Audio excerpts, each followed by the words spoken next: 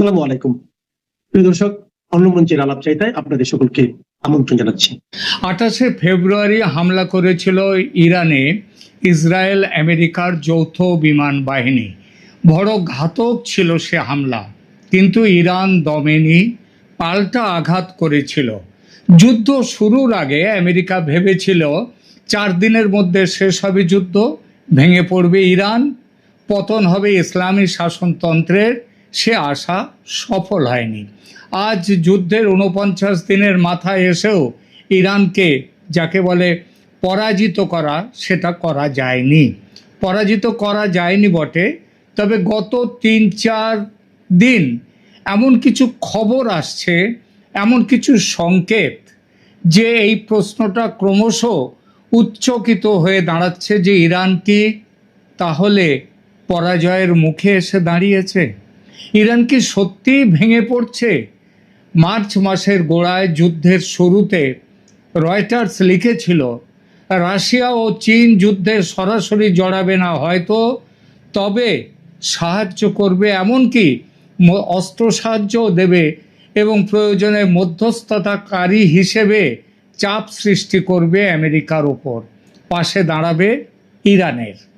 ভাবা গিয়েছিল যেভাবে একসময় আমেরিকার কবল থেকে কিউবাকে রক্ষা করতে কিংবা বাংলাদেশের স্বাধীনতা যুদ্ধে সেই স্বাধীনতা রুখে দিতে এগিয়ে আসা পাকিস্তানের পক্ষে মার্কিন নৌবহরকে পাল্টা নৌবহর পাঠিয়ে যেভাবে আটকে দিয়েছিল সোভিয়েত ইউনিয়ন, আজ রাশিয়া ও চীন সেই পথে অন্তত কিছুটা হাঁটবে।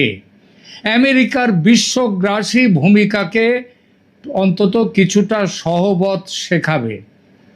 কিন্তু যুদ্ধের 49 দিনে এসে কি দেখছে বিশ্ব?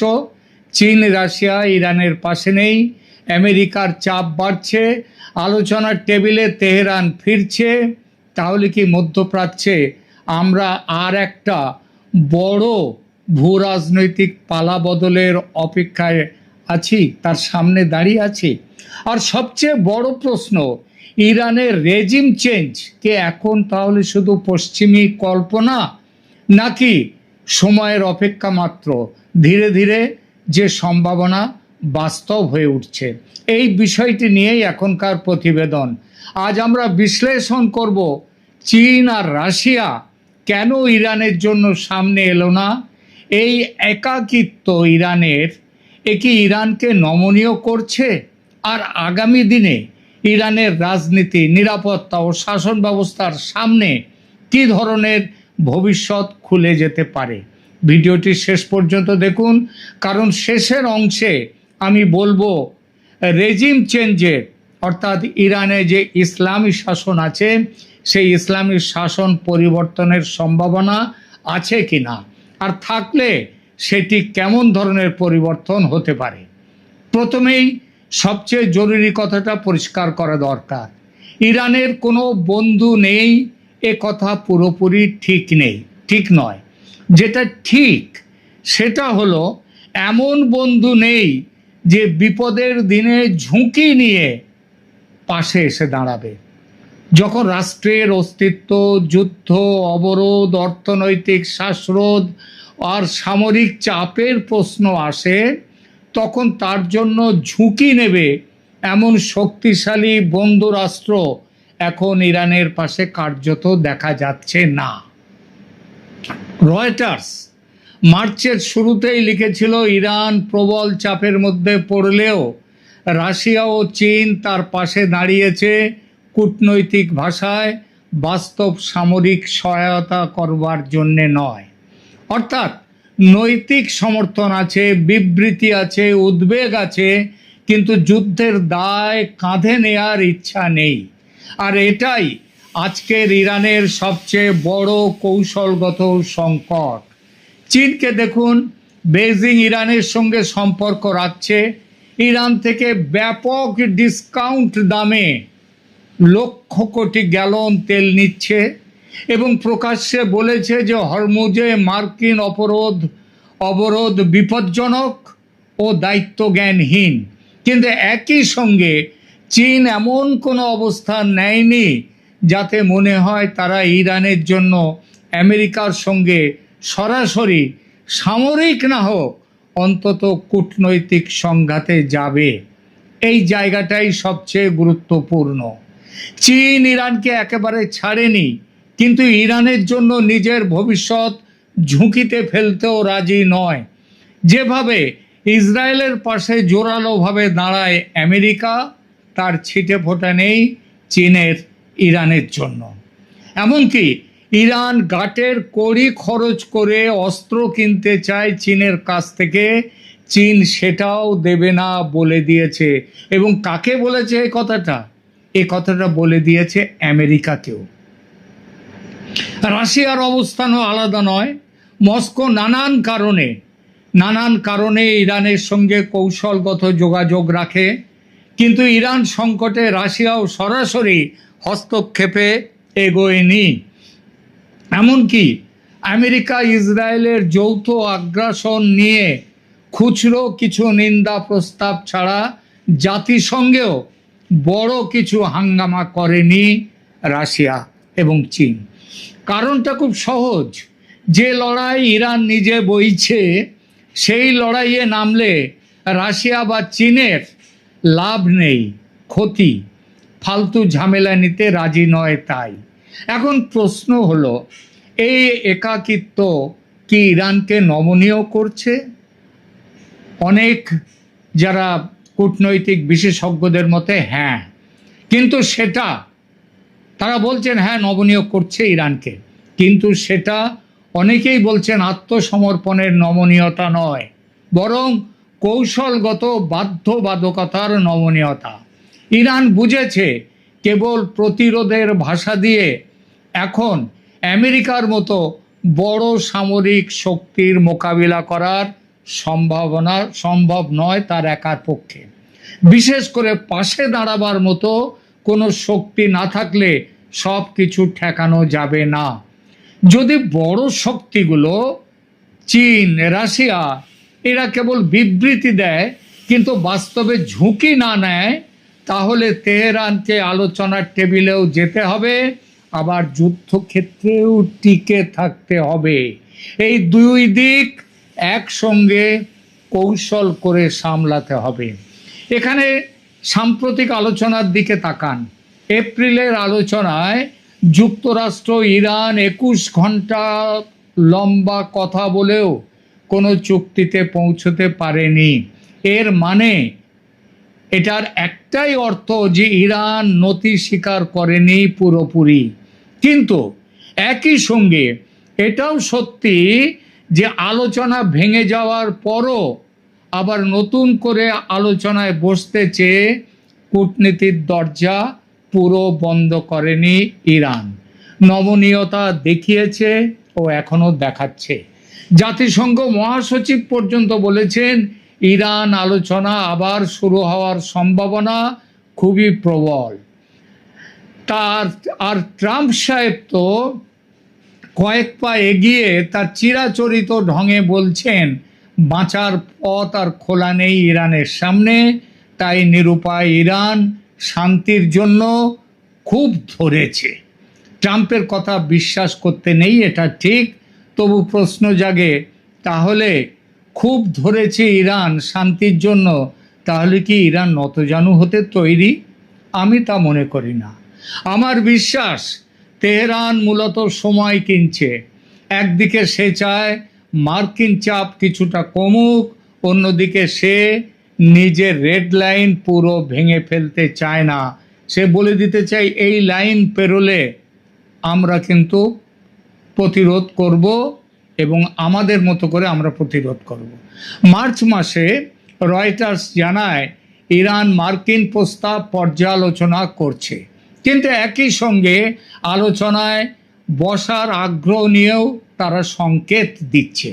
এটাই দেখায় ইরানের নমনীয়তা সরল নতি স্বীকার নয়, বরং নিয়ন্ত্রিতভাবে পিছু হটা।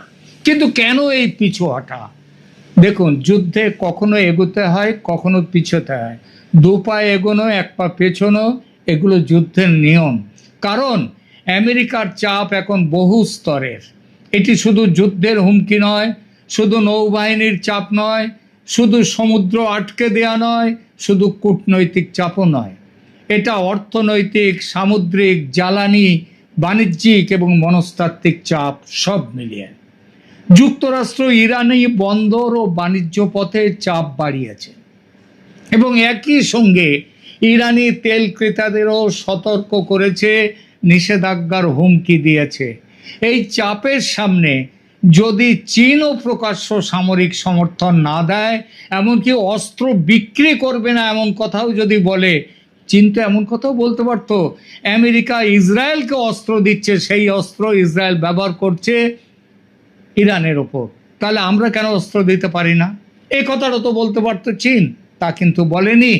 আর রাশিয়াও কেবল দূর থেকে বিবৃতি দেয় যদি, তাহলে ইরানের বিকল্প কমে যায়। বিকল্প কমে যায়, যুদ্ধের ভাষা নয়, ইরানকে তখন কৌশলী হতে হয়, আর সেই কৌশলই নিয়েছে ইরান। এখন আসি সবচেয়ে সংবেদনশীল অংশে। এর পরিণাম কি? মধ্যপ্রাচ্যে ইরান ছাড়া বাকি সব দেশ ইসরায়েল ও আমেরিকার বশ্যতা স্বীকার করে নিয়েছে, সব আরব দেশ যারা মুসলিম দেশও, এমনকি তুরস্কও পর্যন্ত আছে এই দলে। তো মধ্যপ্রাচ্যে এই সব দল যখন আমেরিকার ইসরায়েলের বশ্যতা স্বীকার করেছে, বাকি ছিল কেবল ইরান। এবার কি ইরানকে যেতে হবে সেই পথে? ইরানের এই নমনীয়তার প্রথম পরিণাম কি? তার প্রথম পরিণাম তার অদম্য প্রতিরোধ শক্তি, যে এত বছরও ভাঙা যায়নি। সেই অদম্য প্রতিরোধ শক্তির যে ভাবমূর্তি আছে ইরানের, সেটা ক্ষয়ে যেতে পারে এবার। বহু বছর ধরে তেহরান নিজেকে এমন একটি রাষ্ট্র হিসেবে তুলে ধরেছে যে ইসরায়েল, আমেরিকা সহ পশ্চিমের চাপের কাছে মাথা নত করে না।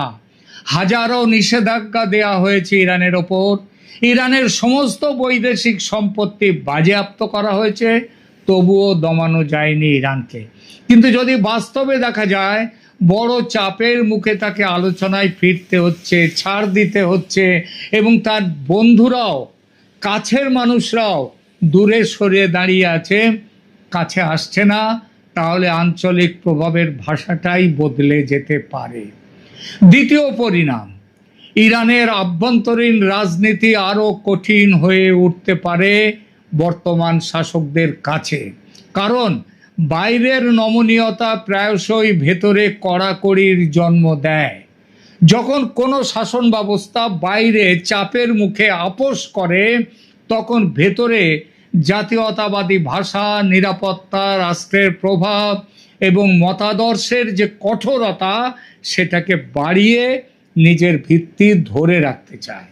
অর্থাৎ বাইরে নরম, ভেতরে কঠোর, এই মডেল ইরানে আবার জোরালোভাবে দেখা যেতে পারে। তৃতীয় সম্ভাব্য পরিণাম, আঞ্চলিক প্রক্সি নেটওয়ার্কগুলো, ওই যে হিজবুল্লাহ, হুতি, তারপরে হামাস, তারপরে ইরাকের আল সাকিব, এই যে আঞ্চলিক প্রক্সি নেটওয়ার্ক, এদের ওপরেও এর প্রভাব পড়তে পারে।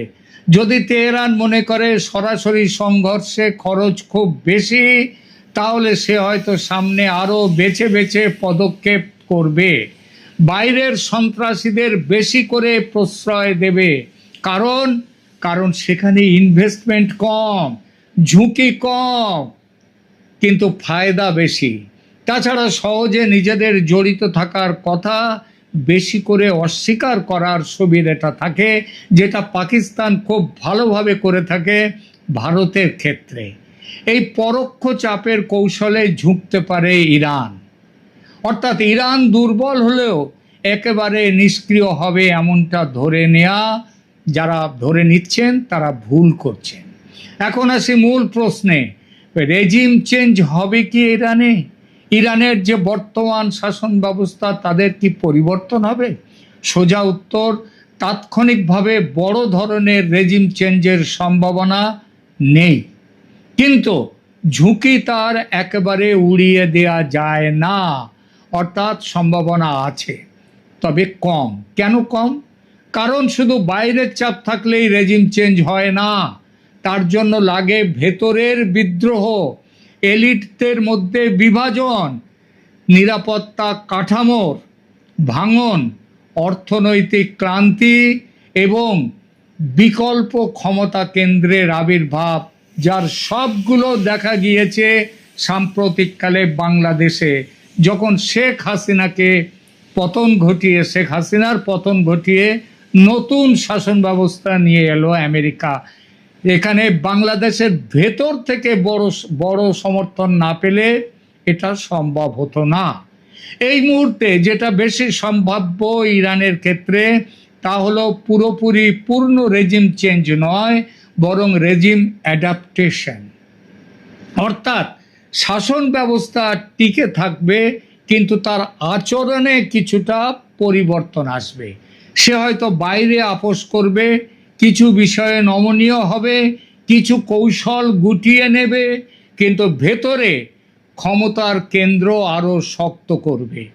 এই পথটি মধ্যপ্রাচ্যের বহু রাষ্ট্রই অতীতে নিয়েছে। টিকে থাকার জন্য অবস্থান বদলেছে, কিন্তু ক্ষমতা ছাড়েনি। ইরানও সেই পথ নিতে পারে, তবে দীর্ঘমেয়াদে তিনটি দৃশ্যপট তৈরি হওয়ার সম্ভাবনা। প্রথম দৃশ্যপট সীমিত সমঝোতা। ইরান ও যুক্তরাষ্ট্র এবং ইসরায়েল ধাপে ধাপে এমন এক সমঝোতায় যেতে পারে যেখানে নিষেধাজ্ঞা কিছুটা শিথিল হবে, ইরানও কিছু কার্যকরী সীমাবদ্ধতা মানবে, কিন্তু উভয় পক্ষই নিজেদের রাজনৈতিক ভাষায় জয় দাবি করবে। ইসরায়েল আসবে সঙ্গে, কারণ লেবাননে হেজবুল্লাহকে দমন করতে গেলে ইসরায়েলকেও থাকতে হবে, হয়তো সরাসরি নয় তবে পেছনে। আমেরিকা বলবে ইরানকে আমি নত করে দিয়েছি, আর ইরান বলবে আমরা মাথা উঁচু করে দাঁড়িয়ে আছি। দ্বিতীয় দৃশ্যপট ঝুলন্ত সংকট, মানে সংকটটা থাকবেই, থেকে যাবে। কথাবার্তা চলবে, মাঝে মধ্যে কথাবার্তা ভাঙবে, আবার শুরু হবে, আবার ভাঙবে, নিষেধাজ্ঞা থাকবে, উত্তেজনা থাকবে, কিন্তু পূর্ণ যুদ্ধ বা টোটাল ওয়ার বা পূর্ণ শান্তি কোনোটাই আসবে না। আমার মতে বর্তমানে এটি হলো সবচেয়ে বাস্তবসম্মত দৃশ্যপট। তৃতীয় দৃশ্যপট অভ্যন্তরীণ অস্থিরতা বাড়লে আংশিক শাসন সংকট শুরু হবে। এটি যাকে বলে ক্লাসিক রেজিম চেঞ্জ, যেটা ইরানের শাহর আমলে হয়েছিল। শাহকে হটিয়ে যারা নতুন এরা এসেছিল ততটা চেঞ্জ হবে না, কিন্তু ক্ষমতার ভেতরে পুনর্বিন্যাস হতে পারে, কঠোরতর নিরাপত্তা শাসন আসতে পারে দেশে, বা শাসক গোষ্ঠীর অভ্যন্তরে নতুন শক্তির ভারসাম্য তৈরি হতে পারে। অর্থাৎ দেশের পতাকা একই থাকবে, নাম একই থাকবে, কিন্তু রাষ্ট্রের ভেতরের শক্তির মানচিত্র পাল্টে যেতে পারে। এখানে আরেকটি বিষয় মনে রাখা জরুরি, ইরানের জন্য সবচেয়ে বড় বিপদ শুধু আমেরিকা নয়, সবচেয়ে বড় বিপদ হলো বিশ্বাসযোগ্য বন্ধু রাষ্ট্রের অনুপস্থিতি। যে বন্ধু বিপদ দেখে সরে যাবে না, পাশে থাকবে। যখন একটি রাষ্ট্র বুঝে যায় যে তার বড় অংশীদারেরা তার পক্ষে যুদ্ধ করবে না, এমনকি সামরিক সাহায্য করা থেকেও পিছিয়ে যাবে, যেমন সাহায্য ইউক্রেনকে দিচ্ছে ন্যাটো অন্তর্ভুক্ত ইউরোপের দেশগুলো, তারা দিচ্ছে, কিন্তু ইরান যখন দেখতে পাচ্ছে না যে তার ক্ষেত্রে এরকম কোনো বন্ধু নেই, তখন তার কৌশল বদলাতেই হয়, বদলাতে হবে। সে বিপ্লবী ভাষা কমিয়ে দেবে, বাস্তববাদী ভাষা নেবে। সে সর্বাত্মক সংঘর্ষের বদলে বেঁচে থাকার রাজনীতি শুরু করবে। ইরান সেটাই করছে। সুতরাং আজকের ইরানকে বুঝতে হলে একটি বাক্য মনে রাখতে হবে, তেহরান নরম হচ্ছে কারণ সে দুর্বল হয়ে গেছে বলে নয়, বরং সে বুঝেছে বন্ধুবিহীন একা লড়ে সব ফ্রন্টে টিকে থাকা সম্ভব নয়। চীন রাশিয়ার অতি সীমিত সমর্থন, মার্কিন বহুস্তরীয় চাপ এবং অনিশ্চিত কূটনীতির মাঝখানে ইরান এখন টিকে থাকার নতুন ফর্মুলা খুঁজছে। আগামী দিনের ইরানে পূর্ণ রেজিম চেঞ্জ নিশ্চিত ভবিষ্যৎ নয় বলে দিচ্ছে, কিন্তু শাসন ব্যবস্থার আচরণ বদলাতে পারে। ভেতরে কঠোরতা, বাইরে নিয়ন্ত্রিত আপোষ, আর দীর্ঘমেয়াদী কৌশলগত পিছু হটার যে লক্ষণ দেখা যাচ্ছে তা উপেক্ষা করার কোনো উপায় নেই। মধ্যপ্রাচ্যের রাজনীতিতে অনেক সময় পতনের আগে পতাকা বদলায় না, বদলায় ভাষা, অগ্রাধিকার আর বেঁচে থাকার পদ্ধতি। ইরান এখন সেই পথেই ঢুকছে। প্রিয় দর্শক, আপনার এই বিশ্লেষণ আপনার কেমন লাগলো? আপনার বিশ্লেষণ কি বলছে এ ব্যাপারে? ইরান কি আপোষ করে টিকে থাকবে, নাকি চাপের ভেতর ঢুকে শুরু হবে গভীর শাসন সংকট? কমেন্টে লিখুন কি আপনি ভাবছেন। ভিডিওটি ভালো লাগলে লাইক দিন, শেয়ার করুন।